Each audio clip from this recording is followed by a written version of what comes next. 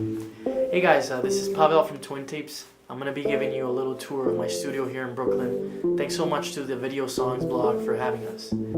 This is my Telecaster.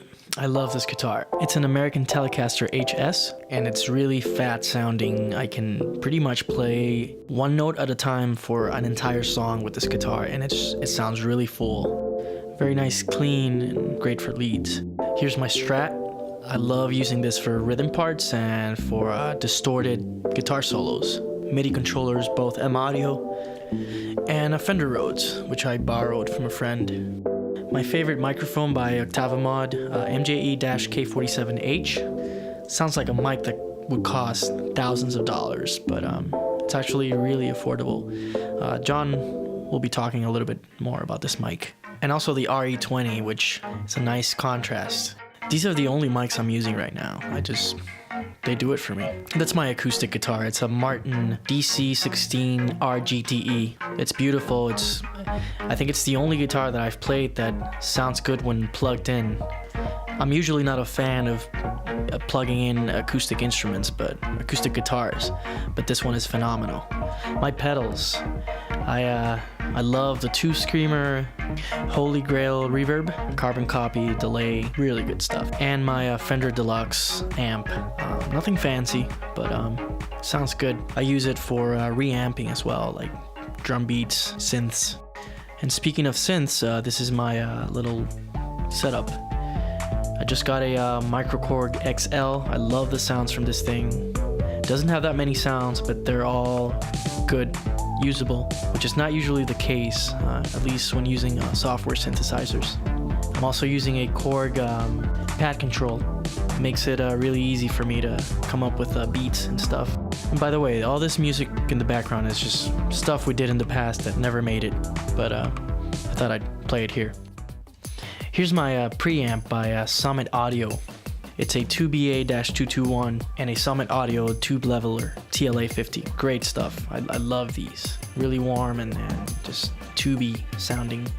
And finally, this is a tambora. It's a Dominican percussion instrument. And I don't really play it traditionally, mainly because I don't know how to. Although I do have some friends that play it really well. I use it mainly to spice up electronic beats, give them some life. My dad got this for me. We love music production. John and I go back and forth with mixes. We love plugins, and I won't get too into it because it would be a long video. Some of my favorite ones are PSP Vintage Warmer, anything by Waves, Decapitator, Altiverb.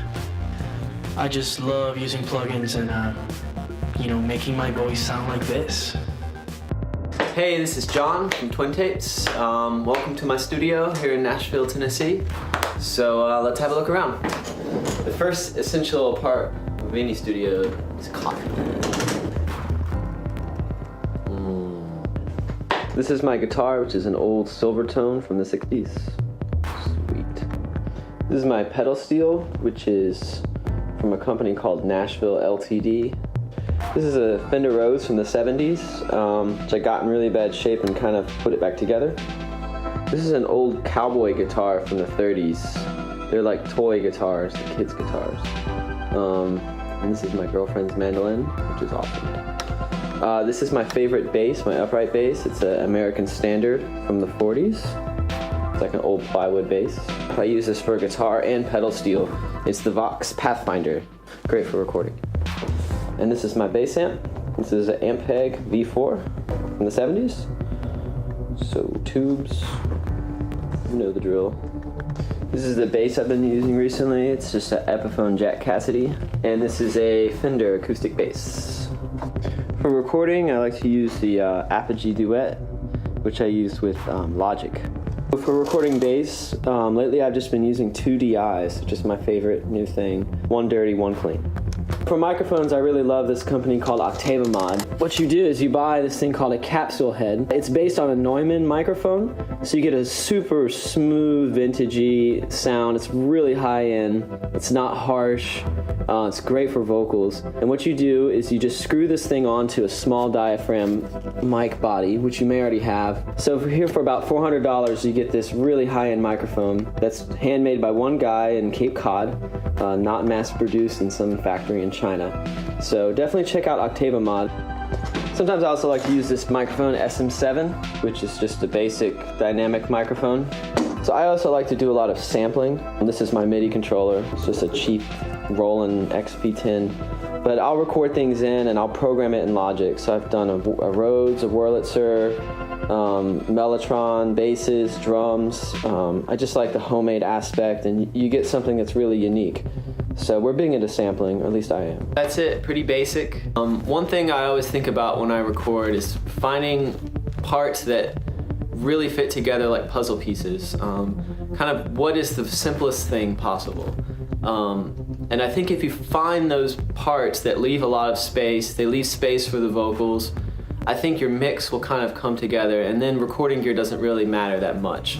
If you have a good sound, if you have a good part, that's gonna get you 95% of the way, and then recording gear is gonna be the last 5%. So anyways, thanks for having a look, bye.